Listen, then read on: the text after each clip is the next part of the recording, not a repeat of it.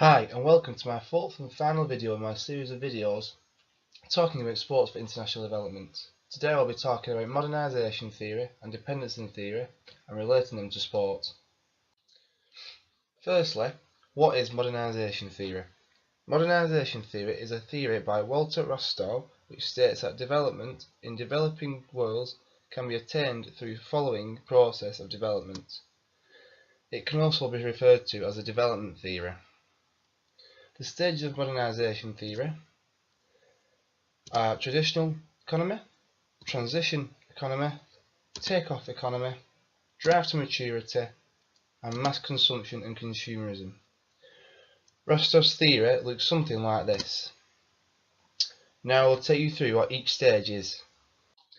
The first stage is traditional economy. This is all farming and agriculture. They are economy with limited or no employment of technology.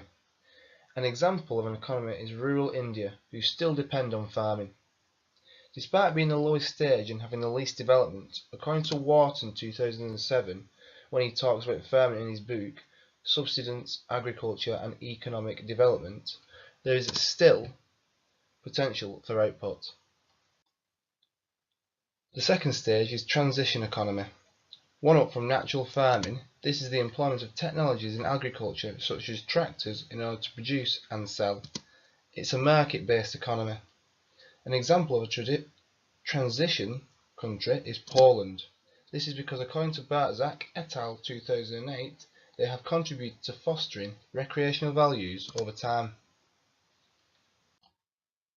Stage 3 is the take-off stage. This is where countries reinvest around 10% back into the economy and when entrepreneurs start to emerge within society. An example of a take-off country is Chile.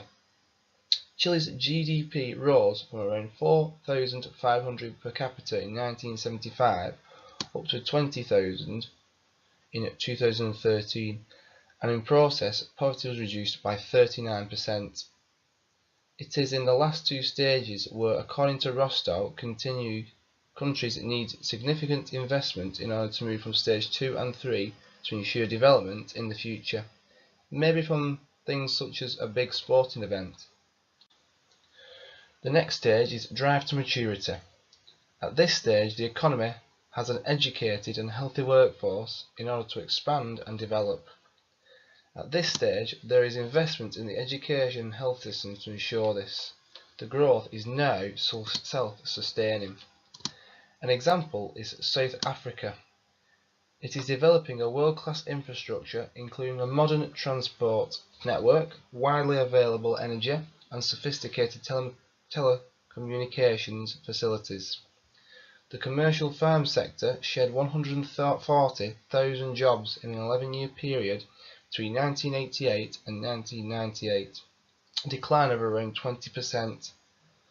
This diversity has led to reduction in poverty rate and increased standards of living, as a society no longer needs to sacrifice its comforts in order to build up certain sectors. According to Nell and Rogerson 2005, local economy development has improved as a result.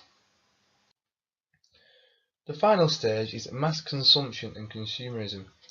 At this stage, a country has educated workers, increasing disposable incomes, and a thirst to spend that provides and sustains economical growth.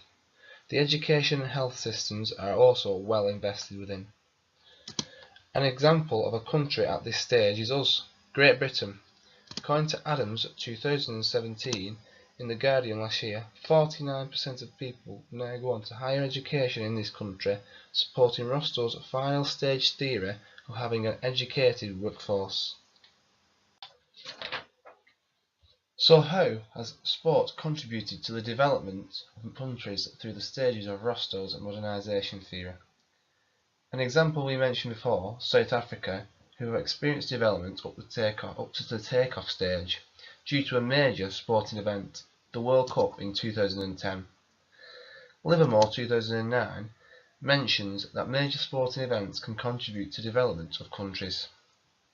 According to Gianpiccoli 2015, events are thought to enhance a host nation's position as a destination for international tourism before, during and after the event. They saw an increase of 21% of US tourists in 4 years. South Africa's tourism boomed again in 2016, hitting 10 million visitors in 1 year for the first time ever. Tourism is now a big part of South Africa's economy. 4.5% of the nation's workforce works in tourism, which accounts for 3.1% of total GDP. 2.7% was the total in 2009, prior to the World Cup. So as you can see, South Africa have moved up to the takeoff stage after hosting a major sporting event. Let's move on now to the dependency theory and what it is. Dos Santos in 1971 defined it as an historical condition which shapes a certain structure of the world's economy such that it favours some countries to others' demise, and limits the development possibilities of the subordinate economies. A situation in which the economy of a certain group of countries is conditioned by others. To dumb it down a bit, countries who are richer will get richer, and ones that are poorer will get poorer. It also states that one can't work without the other. Someone has to stay poor. Let's look why. So the small countries, or peripheries, have the materials, and the bigger countries, or core countries, buy the materials because they have the means and education to turn it into items such as mobile phones, and they then sell it on, making a large profit. It is important to the core countries that the poor countries remain poor enough in comparison to themselves to keep the raw materials and labour cheap, but not poor enough so that they can't afford to buy these products and services that the core countries are providing. Let's look at how sport and the dependency theory tie in together. When Brazil hosted the 2014 World Cup, they had many building companies working on the site. The development was led by developers from core countries such as USA, who subcontracted local Brazilian building companies to work on the site. Here, Brazil, the periphery country, depends on the investment and injection of funds from the USA developers to run the games and create jobs for locals. The developers from core country USA depended on Brazil and the major event they were hosting to provide them with work in terms of developing their infrastructures. So evidently, they depended on each other during this World Cup. That concludes the video on modernisation theory, dependency theory and relating them to sport, and my series of videos. Thank you for watching.